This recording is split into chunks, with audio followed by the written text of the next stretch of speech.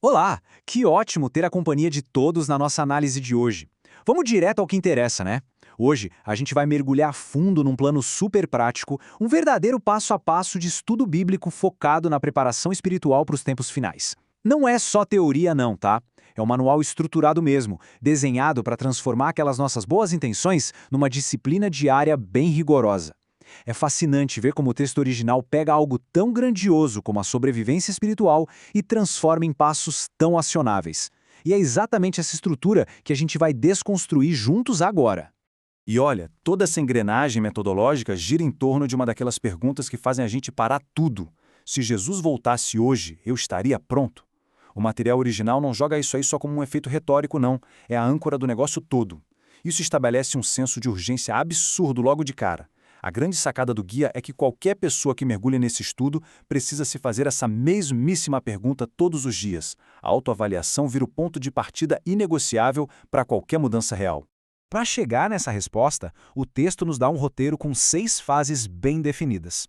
O cenário do tempo final, arrependimento e obediência real, hábitos de oração e estudo, santificação e foco espiritual, a advertência sobre a perseverança e, por fim, o resumo prático diário.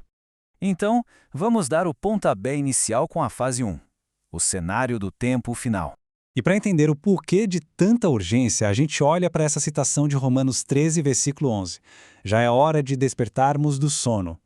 O autor usa essa passagem literalmente como um alarme, sabe? Aquele despertador tocando alto para avisar que não dá mais para ficar na complacência espiritual. Segundo essa visão, simplesmente não tem mais espaço para indiferença ou para ficar dormindo no ponto enquanto o cenário global se deteriora tão rápido. Mas na prática, como é que esse despertar acontece? O guia é super direto. Primeiro, pare de viver no piloto automático. Diante de tanta crise e engano religioso que o texto aponta, a instrução é fazer um autoexame diário e minucioso da vida. É trazer aquela nossa pergunta inicial de volta para a mente o tempo todo. Basicamente, é dar uma pausa intencional nessa rotina maluca de hoje em dia para entrar num estado de alerta constante. Isso nos leva direto para a fase 2, arrependimento e obediência real. Aqui o texto desfaz um mal-entendido super comum usando um contraste bem direto. Do lado A, a gente tem sentir culpa. Do lado B, decidir abandonar o pecado. O documento bate forte na tecla de que o arrependimento verdadeiro não tem absolutamente nada a ver com só ficar sentindo remorso ou carregar aquela culpa pesada, sabe? A culpa paralisa. O arrependimento genuíno, segundo o material, é o lado B. É uma decisão ativa, cirúrgica e deliberada de abandonar o erro e simplesmente mudar de direção. E os passos para executar esse lado B não são nada fáceis. O texto pede para a gente fugir daquelas orações vagas e confessar pecados bem específicos. Pede para abandonar hábitos errados, até aqueles bem pequenos que a sociedade acha super normais, sabe? E, o mais desafiador, ordena cortar sem pensar duas vezes ambientes, conteúdos e atitudes que afastam de Deus. É uma faxina geral, literalmente uma limpeza de influências negativas. Toda essa ação é fundamentada nessa citação claríssima de João 14,15: Se me amais, guardai os meus mandamentos. O ponto-chave aqui é que dentro dessa visão teológica, amar a Deus e seguir a fé exige muito mais do que só uma crença intelectual ou um sentimento bonito no coração. Exige uma obediência que seja ativa, palpável e visível no dia a dia. Na nossa rotina, o guia orienta a usar os 10 mandamentos, lá de Êxodo 20, como uma verdadeira régua para medir essa obediência. A ideia é que a gente avalie a vida com base nesse padrão de fidelidade a Deus, respeito às pessoas e pureza moral. É um forte chamado para ajustar o comportamento e até a nossa linguagem o tempo todo, garantindo que a prática ande de mãos dadas com a teoria. Avançando agora para a terceira fase, hábitos de oração e estudo. A oração é a primeira disciplina que aparece aqui. E o guia vai totalmente contra aquela ideia de oração como um ritual automático e vazio. A instrução é ter horários fixos para isso, blindando de preferência o comecinho e o final do dia. Tem que ser algo com total sinceridade, sem repetições decoradas e com um foco muito claro. Orar pedindo uma transformação real de caráter, em vez de ficar só listando pedidos por coisas materiais ou facilidades. Agora presta atenção nesse número, 1 a 2. Ele não está aí de enfeite, ele marca uma exigência de tempo super clara do nosso material de origem. O estudo traça a meta de separar de 1 a 2 horas todos os dias exclusivamente para um estudo mais profundo.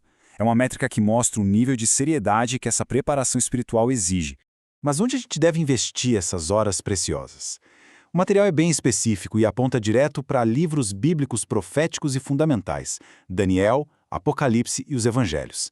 E a metodologia não é só dar aquela lida por cima, não. O texto aconselha a anotar, refletir para valer, aplicar na própria vida e, o mais importante, comparar versículo com versículo.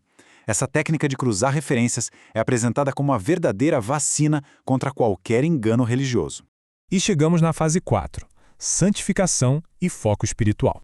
E para ninguém duvidar da seriedade do negócio, o guia traz essa advertência bíblica fortíssima de Hebreus 12:14. Sem santificação ninguém verá o Senhor. Essa citação está aí para marcar uma linha no chão, sabe?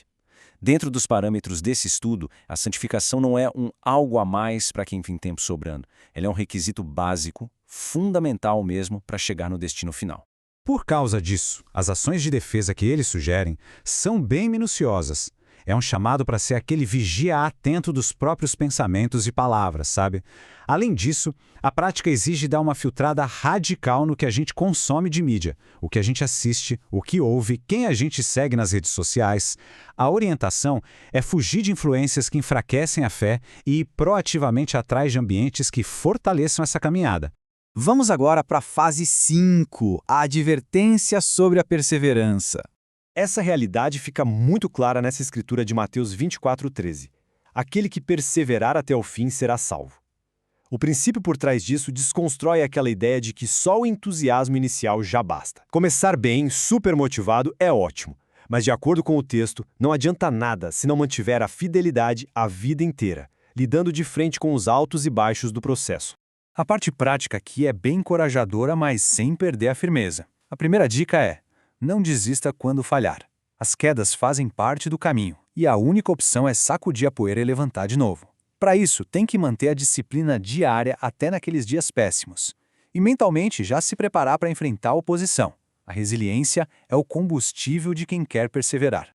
Finalmente chegamos à 6ª fase, o resumo prático diário. Vamos passar rapidamente por esses 6 passos cronológicos que formam a rotina ideal. Passo 1. Orar de manhã e à noite. Passo 2. Estudar as Escrituras profundamente por 1 a 2 horas. Passo 3. Examinar a vida todos os dias, com honestidade. Passo 4. Abandonar pecados e maus hábitos na hora, sem enrolar. Passo 5. Viver ativamente em obediência. E passo 6. Vigiar pensamentos, palavras e atitudes o tempo inteiro. Executar essa sequência sem parar é o coração desse modelo de preparação. E para fechar nossa análise de hoje, o material joga essa reflexão final super provocativa de Apocalipse 22:11. Quem é justo, faça justiça ainda. O estudo usa isso para destacar uma verdade bem desconfortável. O tempo para a gente transformar o nosso caráter tem limite. Uma hora o destino vai ser selado e o tempo para mudar acaba. Vendo toda a clareza e a disciplina desse método, a pergunta que fica martelando é: o que toda essa urgência está exigindo das nossas escolhas hoje, agora mesmo? Fica aí o convite para essa reflexão. Até a nossa próxima análise.